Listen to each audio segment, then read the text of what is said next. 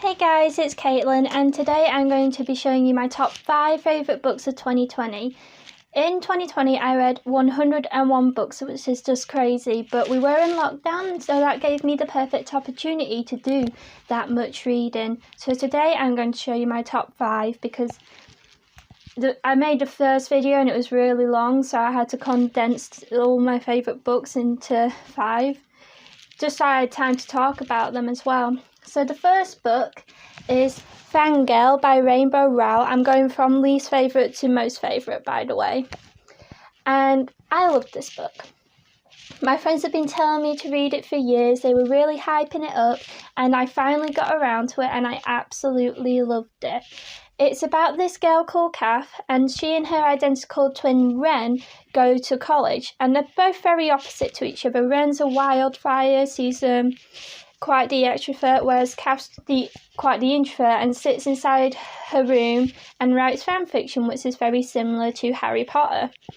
And it's just about her stepping out of her comfort zone. But what I love about this book is she doesn't lose her sense of self. She still stays Kath, but she just grows into this more confident person, and it's a really beautiful story.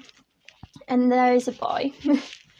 So the next book is Red Queen by Victoria Aveyard. This is the first book in a trilogy. I have read the whole trilogy, but I didn't like the 2 other books really. I wasn't really enjoying them as much as I enjoyed this one.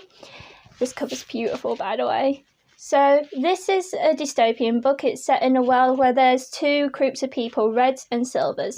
So the Reds are commoners with red blood, and then there's the Silvers, who are the elitists with silver blood, and they have superpowers. They have supernatural abilities. Until one day, this girl called Mare, who is a red, pops up, but she also has superpowers, so she throws everything off balance, totally upchucks the system, and it's just about that. It's really interesting, full of action, full of twists. I'd really recommend it.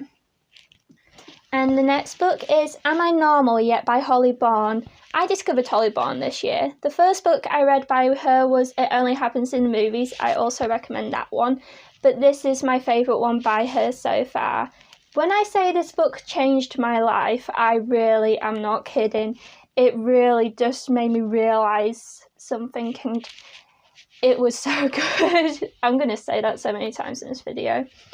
So this is about a girl called Evie who has OCD, and she is almost fully recovered, and she is starting to go back to school, and her biggest goal of this year is to be normal, whatever normal is, but okay. And it's just about her trying to be normal and trying to recover, and it's just it covers something really important, and I really recommend that you read it because it makes you realise that even OCD is such a battle. Okay, next book. It is Salt Sea Sea by Ruta Sepetys. I took forever to read this book because it was so out of my comfort zone. I wasn't sure I would enjoy it because it is historical fiction. And I've always found that historical fiction is very word heavy, almost like reading a textbook. It's educational, but I read for pleasure. I don't read to get a bigger brain, obviously, because my speaking is awful. And so when I heard about this, I thought that sounds really cool, but I don't think I'll enjoy it because it's historical fiction. But I brought it anyway. And it turns out the chapters are only 2 to 4 pages long. It's not word heavy. It's a very nice, I don't want to say a light read because it is based off of a tragic event. It is based off of a true story, but it's really good. So it's about, it's set in World War II, and it's about this group of refugees all fleeing the country, and this ship called Wilhelm Gustloff or something like that promises them safety. And the tagline for this book is a tragedy worse than the Titanic. Can you guess what happens?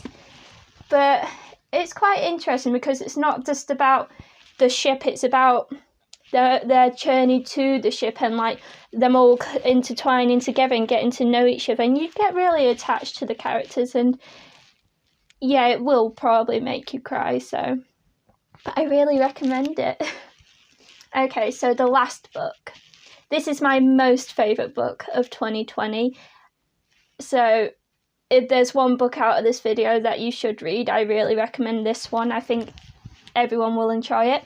And it is Girl, Woman, Other by Bernardine Evaristo. I read this when it was at its peak during the Black Lives Matter movement. And I've heard of Bernardine Evaristo. I've wanted to read The Emperor's Babe by her. That's always sounded really interesting. But I picked this up at Tesco's because we're classy. And her writing just flows so nicely. It's not like typical writing. It's almost like verse, but not verse. But it flows really nicely. And this book is about 12 female characters. I don't know if they're all of colour, but I know the majority is. And it's just about their journeys in the modern world and like how they achieve what they do. And all of them like intertwine as you go along. So you do have to pay attention quite closely because 12 characters, that's a lot. But it was really, really good. And if you want to educate yourself on the Black Lives Matter movement, I would recommend this.